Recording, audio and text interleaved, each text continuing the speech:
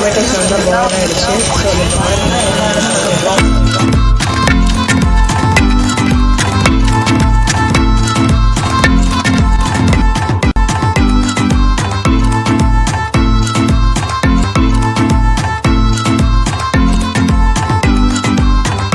ஸ்டவ்வில் வந்து ஒரு கடாய் வச்சுக்கோங்க. கடாயில் எண்ணெய் ஊற்றிட்டு கொஞ்சமாக கடுகு போட்டுக்கோங்க. கடுகு நல்லா பொரிஞ்சதுக்கப்புறமே அதில் வந்து ஒரு காஞ்ச மிளகாய் தூள் போட்டுக்கோங்க.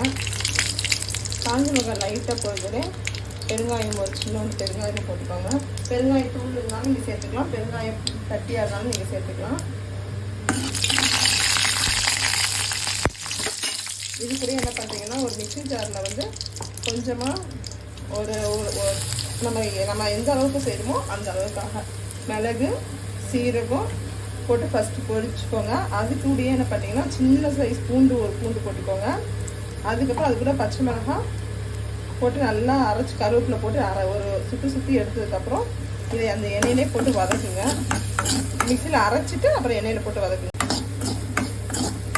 இது நல்லா வதங்கி வாசம் வந்ததுக்கப்புறம் என்ன பண்ணுறீங்கன்னா தக்காளி ஒரு தக்காளி எடுத்துக்கோங்க. அதே மிக்சிலேயோ இல்லைன்னா கையில் போட்டு கசினாலும் பரவாயில்ல.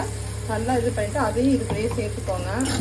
சேர்த்து ஒரே ஒரு மிக்ஸ் பண்ணிவிட்டு அப்புறமா நான் வந்து கொஞ்சமாக புளி ஊற வச்சு அதை கரைச்சிட்டு அந்த புளி கூடயே என்ன பண்ணுறீங்கன்னா மஞ்சத்தூள் கருவேப்பிலை கொத்தமல்லி உப்பு போட்டு வச்சுருக்கேன். நல்லா புளி தண்ணி கரைச்சி வடிகட்டி இப்போ அதையும் என்ன பண்ணலான்னா இது கூட சேர்த்துடலாம்.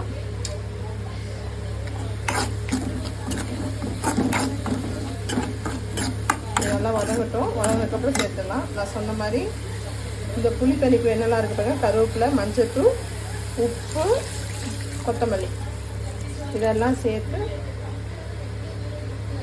நான் வடிகட்டி வச்சுருக்கேன். இதையும் இது கூட போட்டுக்கோங்க. அவ்வளோதான். ஒரு நிமிஷத்துலேயே உங்களுக்கு ரசம் ரெடி ஆகிடும். இது நல்லா நுர கூடி வந்ததுக்கப்புறம் நான் ஆஃப் பண்ணிடலாம்.